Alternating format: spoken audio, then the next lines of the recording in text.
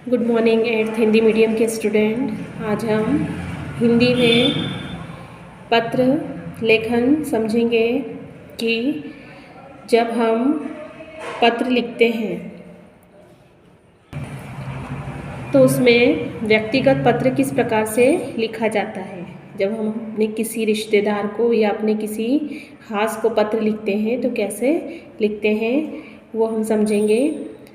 अब यहाँ पर जो प्रश्न है वो है, अपने पिताजी को एक पत्र लिखकर उन्हें अपनी वार्षिक परीक्षा की तैयारी से अवगत कराइए। पत्र किसे लिखना है? अपने पिताजी को। अब जब पिताजी को पत्र लिख रहे हैं तो यहाँ पर जो पता दिया है वो आप खुद का स्वयं का लिखेंगे। दिनांक, जैसे कि आज पत्र लिख रहे हैं तो आज की दिनांक डालना है। जब कभी भी हम पत्र लिखते हैं तो उसी दिन की दिनांक यहाँ पर लिखना रहती है। शुरुआत करेंगे हम। पूजनीय पिताजी, सादर चरण स्पर्श।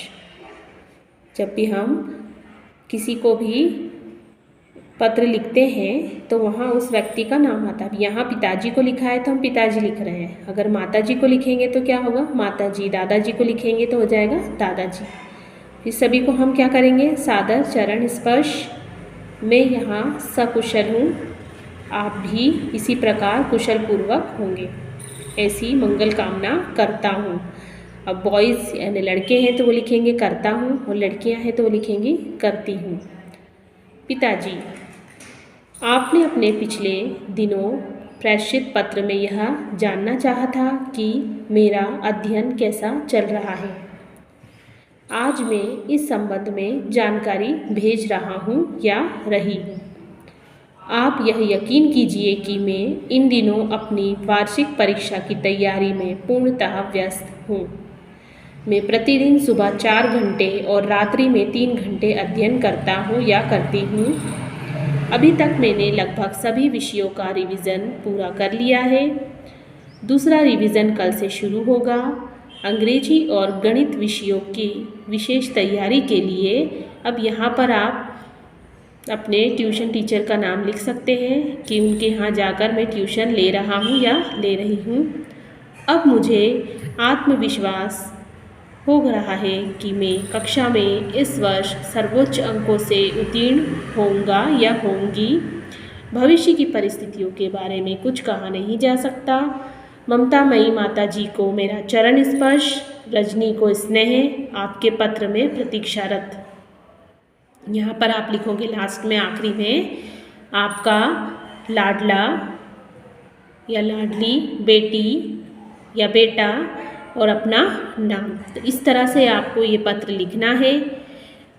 अगर इसमें कुछ शब्द आपको थोड़े कठिन लग रहे हैं तो आप उसको बदल सकते हैं, लेकिन भाषा कैसी होना चाहिए? सरल और स्पष्ट होना चाहिए कि पढ़ने पर आपको समझ में आए या जो भी व्यक्ति इसे पढ़े तो वो समझ सके।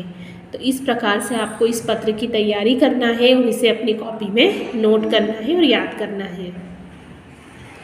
अगला जो हम प्रश्न करेंगे वो है निबंध। दीपावली। क्या निबंध है? दीपावली। तो हमें इसे 5 पैराग्राफ में लिखना है। जो पहला पैराग्राफ आएगा उसमें आएगा प्रस्तावना, यानी दीपावली त्यौहार की क्या प्रस्तावना है, क्या भूमिका है।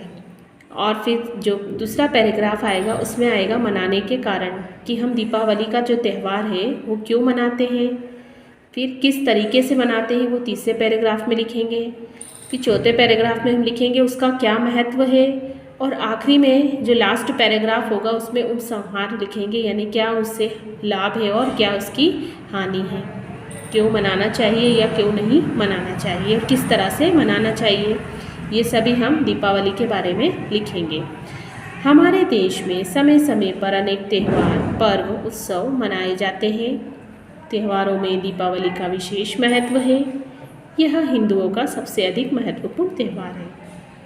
भारत देश में बहुत सारे त्यौहार मनाए जाते हैं, पर्व मनाए जाते हैं, उत्सव मनाए जाते हैं। जो दीपावली का त्यौहार है वो एक अलग विशेष महत्व रखता है। यह हिंदुओं का सबसे अधिक महत्वपूर्ण त्यौहार भी माना जाता है और इसे सभी धर्म के लोग मनाते हैं। यह त्यौहार कार्तिक मास की अमावस्या के दिन मनाया जाता है। किस दिन मनाया जाता है? कार्तिक मास में। और किस दिन? अमावस्या के दिन, कार्तिक माह की अमावस्या के दिन मनाया जाता है। दीपावली का शाब्दिक अर्थ होता है दीप प्लस अवली, अर्थात जब हम इसकी संधि विच्छेद करेंगे तो क्या होगी? दीप प्लस अवली। इसका अर्थ होता है दीपों की पंक्ति। अवली का मतलब होता है पंक्ति यानी लाइन। तो इस दिन लोग अपने घरों में दीपक जलाते हैं। इनकी शोभा बड़ी मनोरम होती है। इस अवसर पर सभी व्यक्ति बड़े उल्लास एवं प्रसन्नता का अनुभव करते हैं। प्रायः त्योहारों को मनाने का कोई ना कोई कारण अवश्य होता है। कहा जाता है कि इस दिन रामचंद्र जी सीता जी को लेकर वनवास के 14 वर्ष पूर्ण करके अयोध्या लौटे थे। इसके पीछे क्या कहानी है, क्या घटना है, क्यों मनाया जाता है ये त्यौहार? कहा जाता है कि इस दिन रामचंद्र जी सीता जी को लेकर वनवास के 14 वर्ष पूरे करके अयोध्या लौटे थे और अयोध्या वासियों ने उनके आने की खुशी में अयोध्या नगरी में घी के दीपक जलाकर उनका स्वागत किया था। तभी से यह दीपावली का त्यौहार मनाया जाता है। अब इस त्यौहार को मनाने के लिए कई दिन पहले से ही तैयारियां शुरू हो जाती है। सभी लोग अपने घरों में लिपाई, पुताई, सफाई, मरम्मत और रंग रोगन करने लगते हैं। बाज़ारों में सजावट होती है। तो दीपावली से 2 दिन पूर्व धनतेरस होती है और इस दिन नए नए बर्तन खरीद कर लाते हैं। अब ये कितने दिन का त्यौहार रहता है? 5 दिनों का रहता है, जिसमें सबसे पहले क्या आता है? धनतेरस आती है। इस दिन सभी क्या करते हैं? धन की पूजा करते हैं, घर में नए नए बर्तन खरीद कर लाते हैं, सोना चांदी खरीदा जाता है और बहुत सारे उपहार खरीदे जाते हैं। दीपावली के दिन मनुष्य विशेष रूप से उल्लास और प्रसन्न दिखाई देता है। स्त्रियां अनेक प्रकार के मिष्ठान तैयार करती है, खील बतासे, खिलौने, पटाखे आदि खरीदते हैं। घर एवं दुकानों पर विशेष प्रकार की सजावट होती है।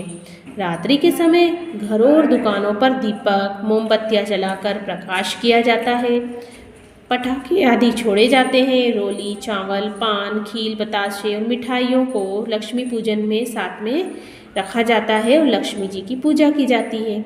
व्यापारी लोग भी क्या करते हैं? लक्ष्मी जी की पूजा कर अपनी उन्नति के लिए प्रार्थना करते हैं। अब ये तो हो गया दीपावली कैसे मनाई जाती है। अब इसका महत्व क्या है? वास्तव में दीपावली का बड़ा महत्व है। इस दिन सभी लोग प्रसन्नचित्त दिखाई देते हैं। इस अवसर पर विशेष रूप से सफाई की जाती है, जिससे कि रोगों के कीटाणु मर जाते हैं। सभी व्यक्ति एक दूसरे के घर जाकर बधाई पत्र देते हैं, शुभकामनाएं देते हैं। लेकिन कुछ लोग क्या करते हैं? इसको अलग तरीके से मनाते हैं। कुछ लोग इस दिन जुआ खेलते हैं और यह प्रथा ठीक नहीं है। इस प्रथा का निवारण होना चाहिए, अंत होना चाहिए। इस प्रथा को खत्म किया जाना चाहिए, क्योंकि इससे कई घर बर्बाद हो जाते हैं। वास्तव में दीपावली प्रसन्नता का त्यौहार है। धर्म, स्वास्थ्य, मनोरंजन की दृष्टि से इसका जो महत्व है वो बहुत ही बड़ा है। ये अंधकार से प्रकाश की ओर ले जाने का पर्व है। इसलिए सभी को चाहिए कि इस त्यौहार को बहुत अच्छे से मनाएं, जुए की प्रथा को समाप्त करें और इस त्यौहार के उल्लास के साथ इस त्यौहार को मनाएं और सभी प्रसन्न रहें और खुश रहें। तो इस तरह से आपको इस जो दीपावली का निबंध है उसको अपने शब्दों में भी आप लिख सकते हैं और चाहे तो इसको पढ़कर याद करके भी आप लिख सकते हैं, पर याद सबको करना है और अपनी कॉपी में नोट करना है।